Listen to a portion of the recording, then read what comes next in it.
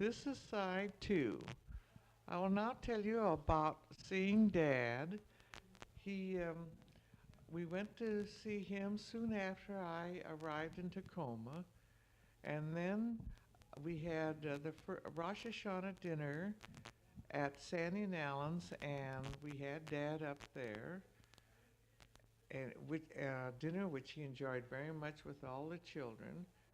And I forgot to tell you, I really was very much surprised to see Dad feeling as well as he was, because hearing that he had had a stroke and heard that he had gotten better, I still didn't think he was as improved as he really is.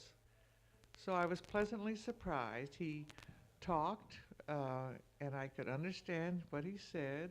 Sometimes he'd get the names mixed up or numbers mixed up, like crossed wires, but he made himself understood about everything that he said, and he walks around and he takes the bus, and he's even been to the Elks Club and played pinochle, I understand.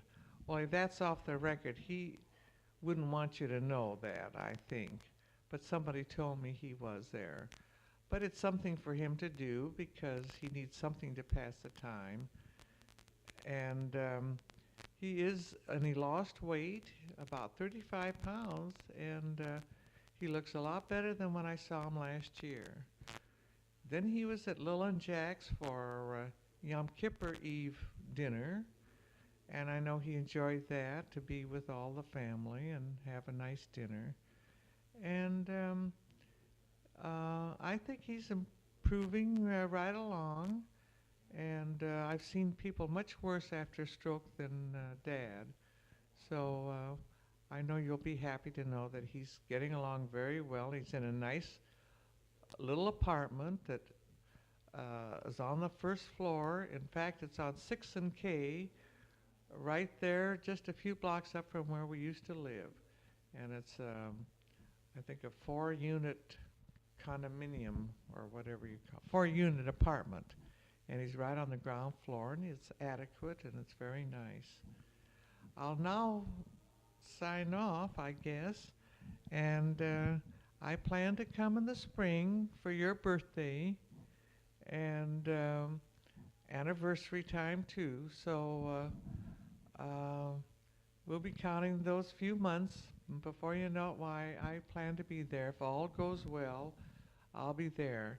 And I'll be writing you after I get back to Elsinore, which will be Saturday. I'm going to visit here for the few days now, and then I'm going to be on my way back. Love to you all, Mom. I think I told him enough. It's me again. And I just thought I'd tell you in answer to your request for information about Dad. We've all told you everything we can.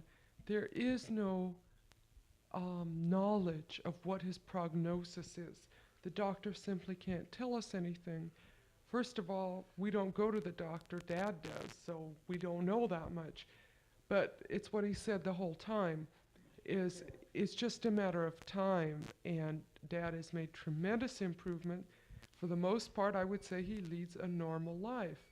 The only differences are that he does not write. Whatever it is that connects between your brain and writing doesn't work. And he has occasional lapses in words.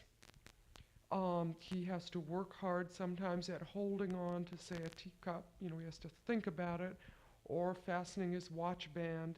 But he does it, and he's determined to do it, and he's totally independent, and I would say rather normal. So you needn't worry about him.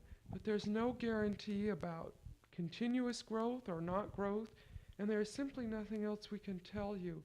From what we learned from other people that have strokes is another stroke can happen. It could gradually mend. There's just no way of knowing.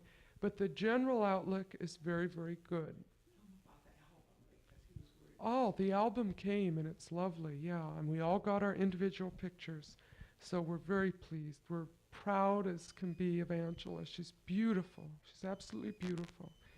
And so everything came okay, and Mom will return the album to Grandma so she can see it, and then we'll send it back to you, so you'll have it back. I suppose a week or two.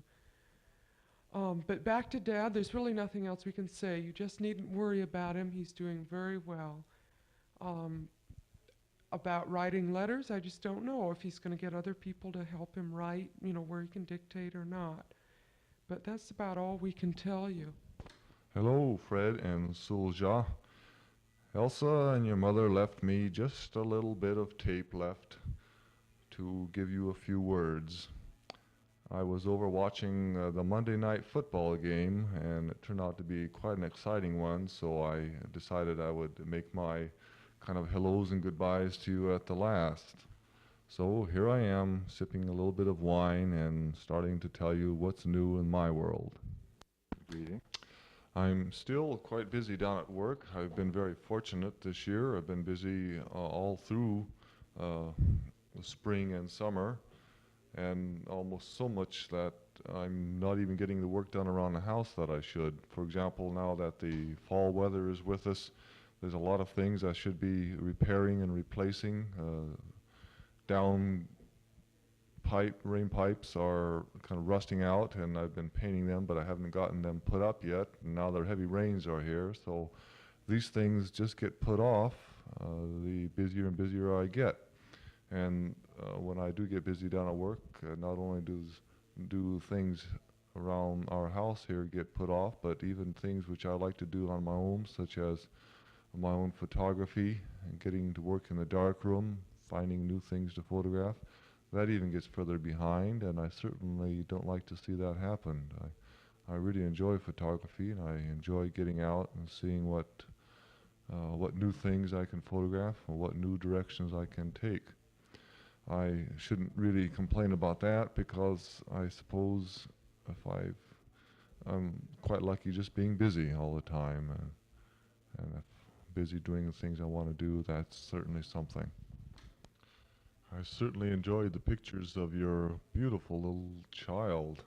We kind of enjoy the sequential photo series that you gave us. They're not the kind of photographs that I take, but they were certainly enjoyable to look at. Both Elsa and I were just amazed at how old your little girl looks. She's beautiful head of hair. She just looks like she's much older than she really is. We're quite surprised, and I think you ought to be very, very pleased. The tape is just about to the end, Fred, so they left me enough just to say hello and goodbye. So you heard my hellos. Now you're going to hear my goodbyes. Take care. Hope that the winter is a nice and pleasant and mild one for you, and everything goes well with you and your family. Goodbye. Goodbye, Fred. Goodbye, Sulja.